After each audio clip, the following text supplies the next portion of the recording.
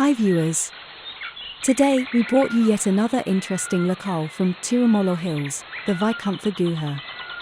This cave connects to legendary places from the times of Treta Yuga, the era when Ramayana took place.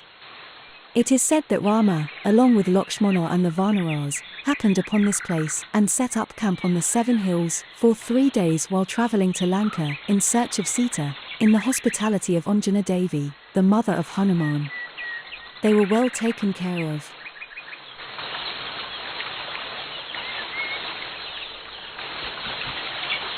The Seshachalam hill ranges are part of the Eastern Ghats in southern side of Andhra Pradesh state, in southeastern India. The hills contain 7 peaks, namely Anjanadri, Garudatri, Narayanadri, Neeladri, Seshadri, Venkatadri and Vrishabhadri, the highest standing at about 2,000 feet above sea level. These 7 peaks are said to represent the 7 hoods of Lord Adisesha, the king of serpents in Hindu mythology.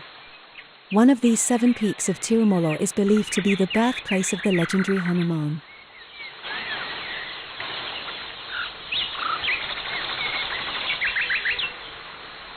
This place is known as Narikela Vanam in local language, or coconut plantation.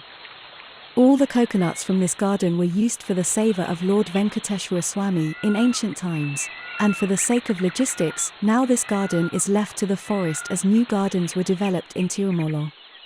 One has to pass through this garden to reach Vaikuntha Guha, following the flowing waters for some distance into the forest along with the aid of white arrow marks painted directly on the rocks along the right path.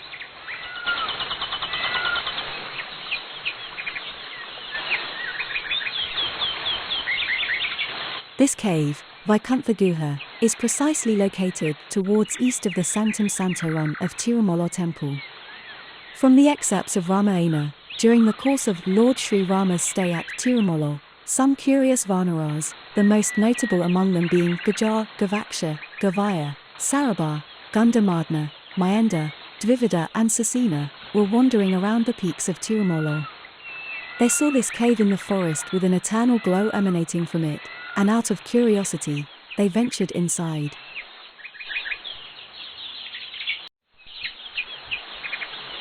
From the mouth of the cave, one can walk into the cave upright, up to 20 feet. After which the height gradually reduces, forcing you to start crawling. Though it seems a bit unbelievable in the present times, it is said that reaching this place is merely incidental for the ones who are destined. It is said that the beings who live there are all liberated ones, living in everlasting bliss. They go about wherever they please, assuming any form or body they like. While in the age of Kali Yuga, they come to seek shelter in the cave. Such is Seshadri, where celestial beings live. We tried to see what this famed cave was all about, and tried to reach to the maximum possible depths of the cave. After beginning to crawl, the cave floor, which was relatively dry, began to get damp. Musty air began setting in. The floor seemed vandalized and rocky, and we've observed bats, owls and other nocturnal species including flies of various sizes. The law of Venkatachala Mahatyam mentions that this cave can only be described as stepping into a portal that leads to Vaikuntham. Henceforth, it is aptly named as Vaikuntha Guha, which is hard for even the wisest of sages to spot.